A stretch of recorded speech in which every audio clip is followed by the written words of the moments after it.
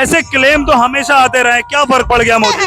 अगर हमको पाकिस्तान आंख दिखा रहा है तो भारतीय सेना में इतना दम है। पाकिस्तान ने जब भारत पे हमला किया और जब जवाबी कार्रवाई इंडिया ने पाकिस्तान पे किया, इस सरकार को मानने से हम इनकार करते हैं। बड़ा आरोप लगने पे 56 इंच के सीना कहे जाने वाले जंग में बिहार की जनता जो है राहुल और तेजस्वी के साथ चल रही है। गुज्जू हो गए मोदी के बारे में आप बोल रही हैं। अरे ढेर सारे पुरुष है, दामाद है, मामा है, उनका दे दीजिए। इंदिरा जी ने कितने जगह फोटो छाप के क्रेडिट लिया था। जी इंदिरा जी का दौर आप याद करिए, पाकिस्तानी सैनिकों को जो है घुटने पे बिठा दिया इंदिरा जी ने। अब जैसा कि जानते हैं, मैं पटना के गांधी मैदान में हूँ। कांग्रेस समर्थकों के, इंडिया गठबंधन आरजेडी के समर्थकों की भीड़ है। यहाँ पे बहुत सारे कार्यकर्ता आइए उनसे बात करते हैं। क्या फर्क पड़ेगा इस वोटर अधिकार यात्रा के बाद? आज ये अंतिम दिन है, क्या बदलाव देखने जा रही है बिहार की जनता? देखिए, जिस तरीके से नीतीश और मोदी के खिलाफ रिएक्शन बिहार की जनता में दिख रही है, लोग एकदम साफ साफ कह रहे हैं कि वो वोट चोरी की सरकार बनी है।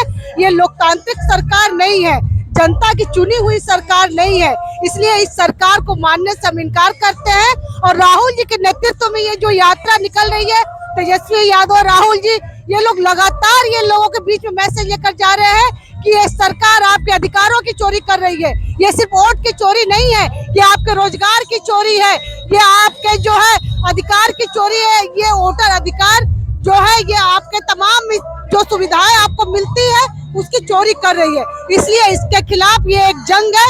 इस जंग में बिहार की जनता जो है राहुल और तेजस्वी के साथ चल रही है।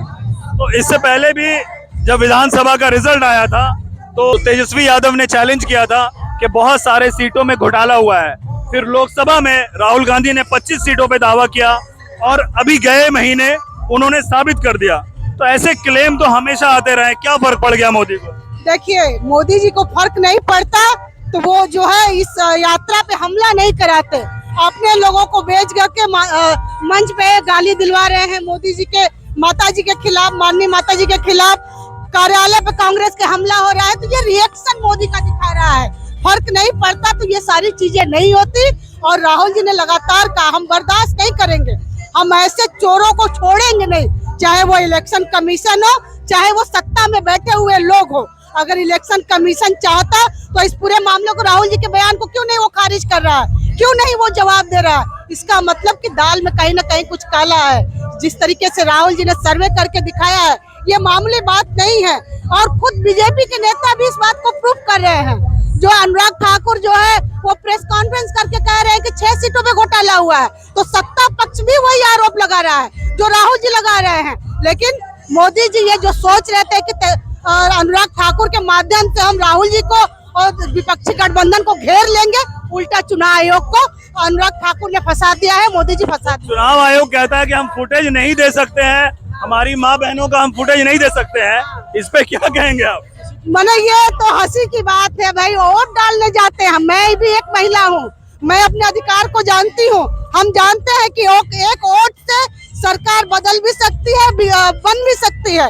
तो हम वो वोट देने गए हैं, वो कोई चेंजिंग रूम नहीं है कि जो है शर्म आ रही है आपको वो सीसीटीवी फुटेज देने में। और किसी ने सही कहा है कि अगर महिलाओं को देने में शर्म आ रही है महिलाओं की फुटेज, तो भाई ढेर सारे पुरुष है, दामाद है, मामा है, उनका दे दीजिए। लेकिन ये जो है चोरी का मामला है, ये चुनाव आयोग भी जानता है कि महिलाओं का बहाना करके हम बच लेंगे, लेकिन वो बचने वाले। चुनाव आयोग किसको बचा रहा है मैडम? चुनाव आयोग मोदी को बचा रहा है, बीजेपी को बचा रहा है। साफ बात है, ये इनके एजेंट के रूप में चुनाव आयोग काम कर रहा है।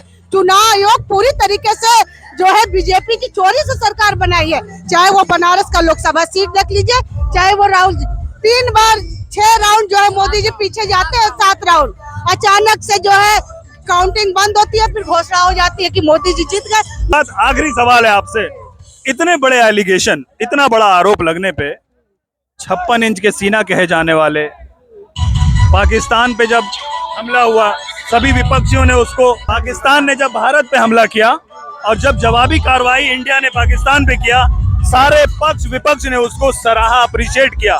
इस तरह के एलिगेशन लग रहे हैं। मोदी जी चुप्पी क्यों साधे हुए? अरे भाई, मामला ट्रम्प का है। ट्रम्प कहेंगे तो वो जो है रूम से बाहर निकलेंगे, ट्रम्प कहेंगे तो रूम के अंदर चले जाएंगे।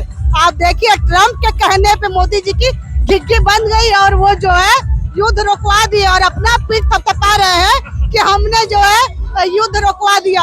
भाई, हम तो कहते हैं, अगर हमको पाकिस्तान आंख दिखा रहा है तो भारतीय सेना में इतना दम है कि उसका जो है जवाब वो दे सकती है।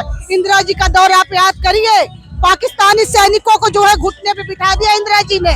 वो दौर भी इस भारत ने देखा है। भारत के सैनिकों का मनोबल इंदिरा जी ने बढ़ाया तो मोदी ने डाउन किया है। और इंदिरा जी ने कितने जगह फोटो छाप के क्रेडिट लिया था जी, कहीं नहीं। देखिए, यही तो गांधी की बात है। वो चाहे राहुल गांधी हो, चाहे वो इंदिरा गांधी हो, वो काम करने में विश्वास रखते हैं, वो प्रचार करने में विश्वास नहीं रखते हैं। मोदी की तरह नहीं है कि युद्ध जो है ट्रम्प के कहने पे रुकवाए, ऑपरेशन सिंदूर चला करके जो है सेना के वर्दी में फोटो लगा करके अपना पीठ थपथपा रहे हैं कि हमने जो है वहाँ रुकवा दिया। अरे, हिम्मत रहती तो आप जो है पाकिस्तान को सबक सिखाते, पाकिस्तान के को दिखाते हैं कि तुमसे डरने वाले नहीं है। और ट्रम्प की क्या औकात है भाई? ट्रम्प हमको बताएगा कि हमको कब युद्ध करना है, हमको कब युद्ध रोकना है। आज 50% टैरिफ तो लगा दिया है, हिम्मत नहीं हो रही है आपको बोलने की। भारत की जनता जो है उस महंगाई में पिसेगी। आपसे क्या मतलब है? आपको बस अपनी राजनीतिक रोटी सेकनी है। आप जब भारत पे कब्जा चीन कर लेगा, ट्रम्प जो है आपको हैसियत सिखाएगा। ट्रम्प आपको कहेगा कि ऐसे चलिए वैसे चलिए। आप जो है चीन और ट्रम्प के हिसाब से चलेंगे। भारत की जनता, भारत की राजनीति, भारत के संविधान के हिसाब से नहीं चलना है। आप कहना चाह रही हैं कि मामला मुल्क का होगा तो मुल्क फैसला लेगी, ट्रम्प नहीं लेगा? बिल्कुल नहीं, बिल्कुल नहीं। ट्रम्प कौन होता है भाई फैसला लेने वाला? क्या हमारे देश के प्रधानमंत्री में इतना दम नहीं है कि वो अपना फैसला, अपने भारत के पक्ष में फैसला खुद ले सके? ट्रम्प हमको बताएगा। हम ट्रम्प की गुलामी कर रहे हैं। हम आजाद भारत के लोग हैं, आजादी से जीना पसंद करते हैं। इस मुल्क के लोगों ने अपना जान गंवा करके आजादी पाई है और फिर से हम गुलाम नहीं बनना चाहते। मोदी जी जो सपना देख रहे हैं कि हमको गुलाम बना देंगे ट्रम्प के आगे, हम आपको बता देना चाहते हैं, हमारे वोट से सरकार बनती है। अगर मोदी जी देश के प्रधानमंत्री हमारे वोट से बने हैं तो हमारे ही वोट से वो जो है सत्ता की कुर्सी से नीचे आएंगे। मैं आपको बता दूं, अगली बार फिर बहुमत से जीत जाएंगे, फिर आप लोग बोलिएगा वोट चोरी हो गया।